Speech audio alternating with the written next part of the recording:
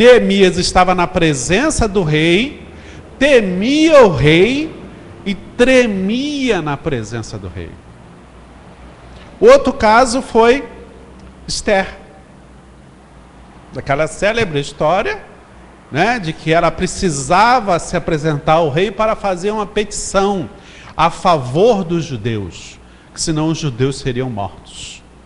E ela falou para o seu tio: olha, eu sou a primeira esposa dele, eu sou a mais querida, ele é apaixonado por mim, eu sou de todas a que ele mais gosta, mas tem o seguinte, tem um mês que ele não me chama.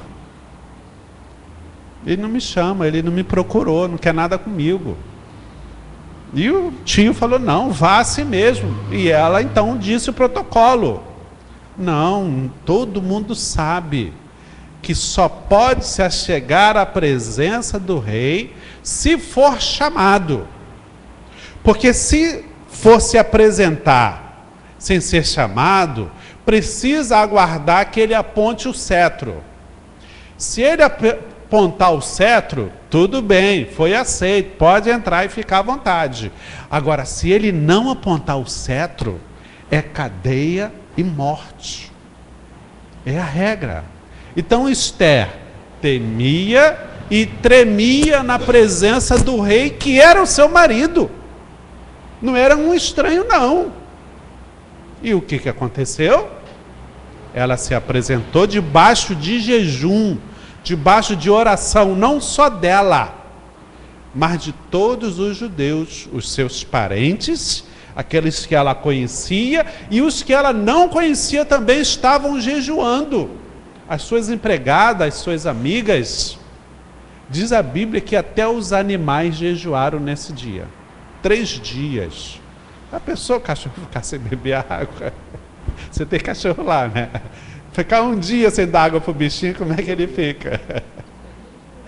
3 dias sem beber, sem comer.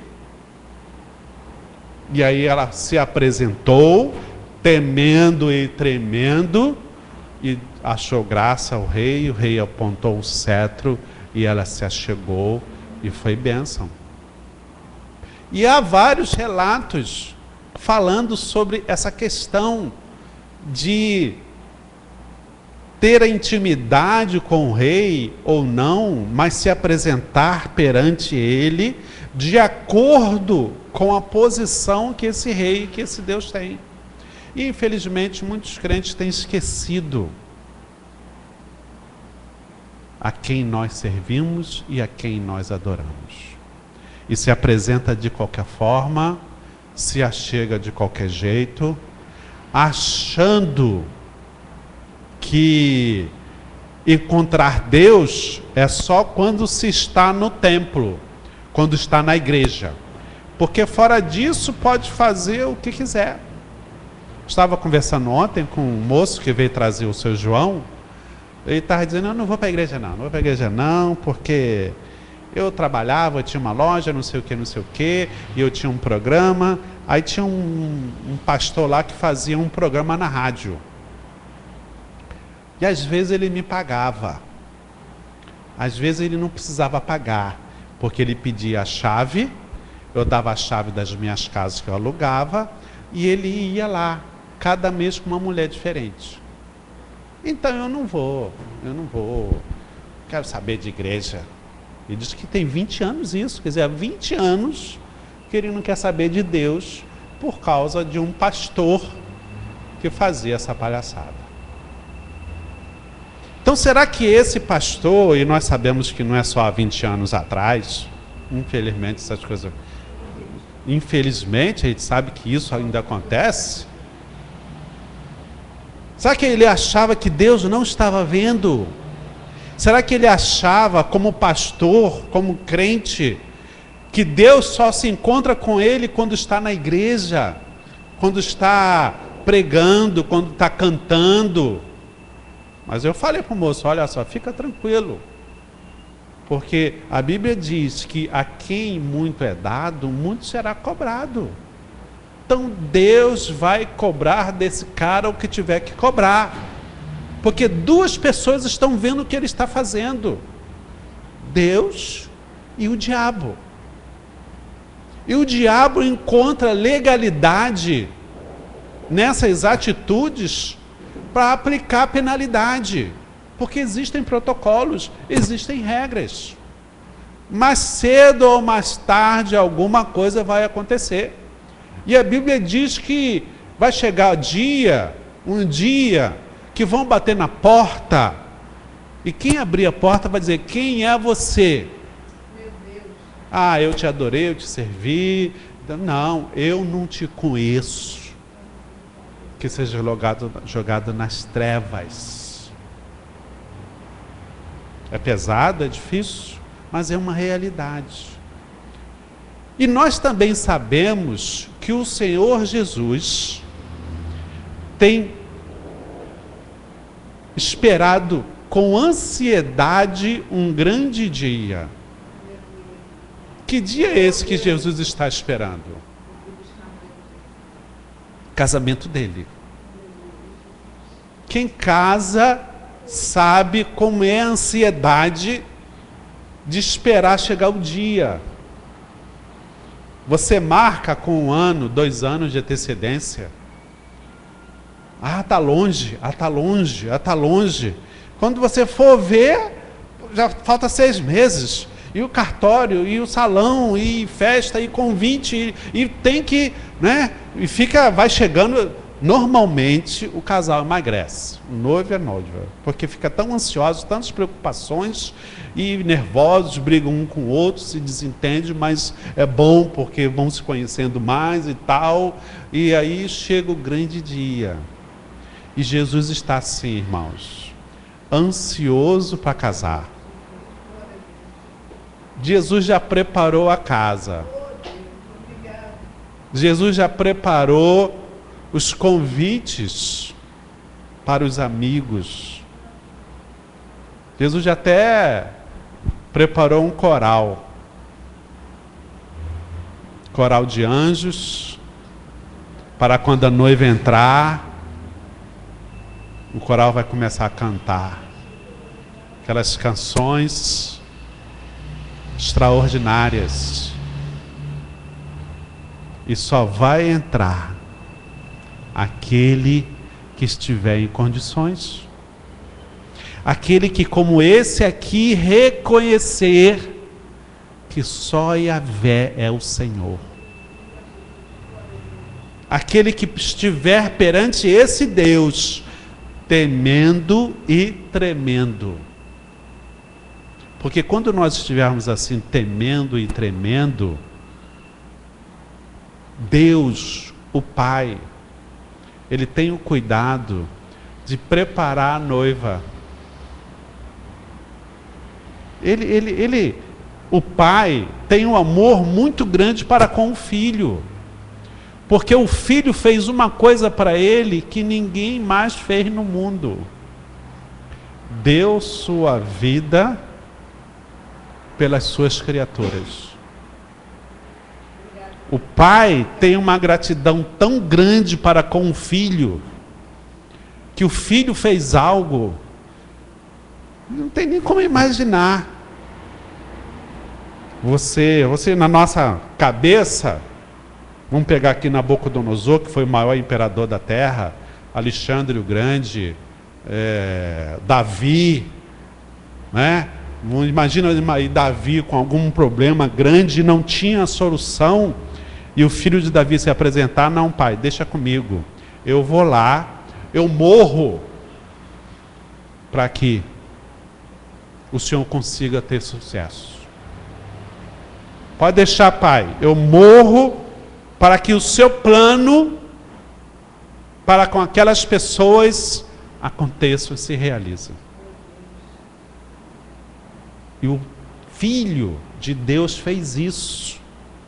Deixou a sua glória, se fez carne, viveu como nós, padeceu, sofreu, se colocou na cruz, porque ninguém colocou ele na cruz, ele se colocou na cruz, morreu, e pelo poder do Pai, que o Pai lhe deu, ressuscitou.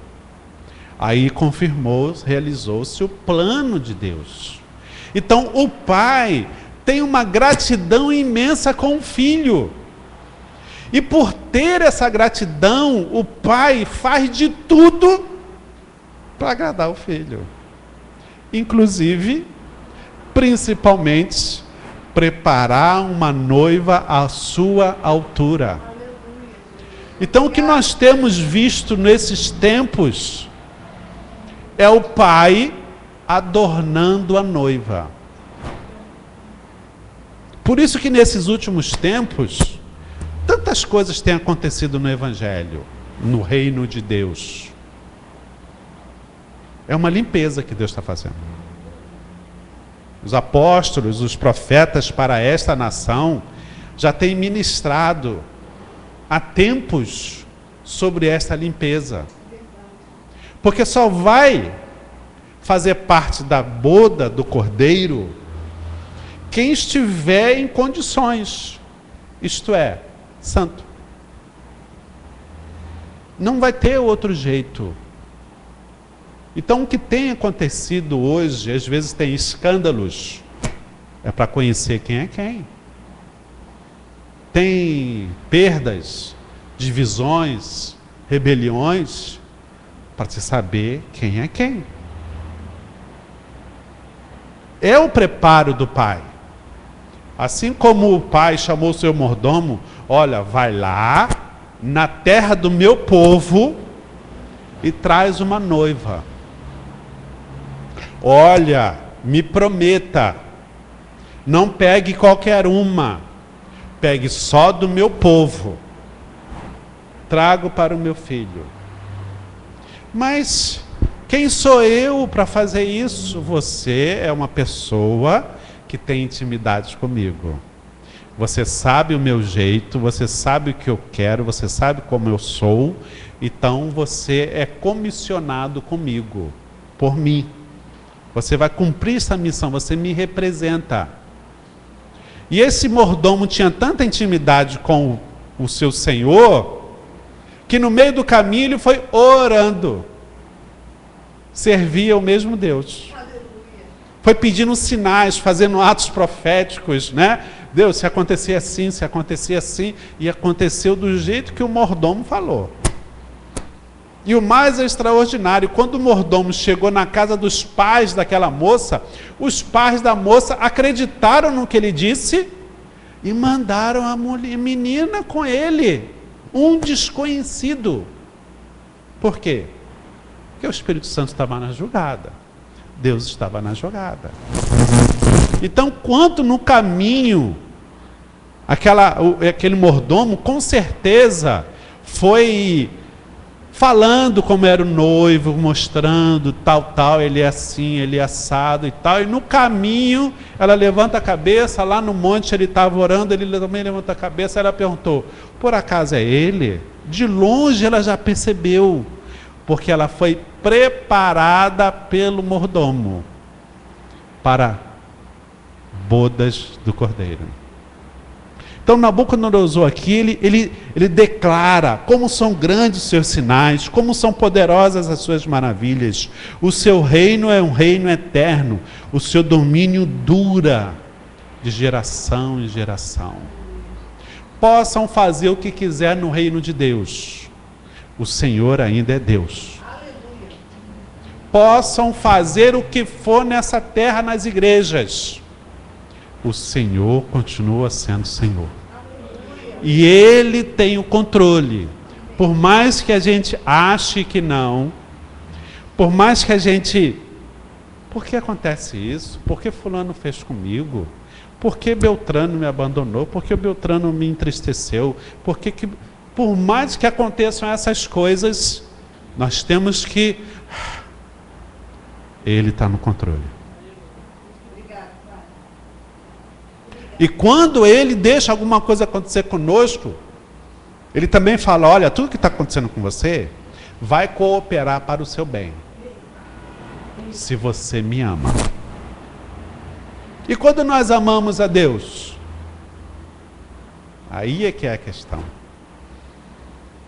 Porque tem muita gente que diz que ama a Deus, mas tem outras atitudes. João 15 diz: se você diz que ama a Deus, então você cumpre os meus mandamentos.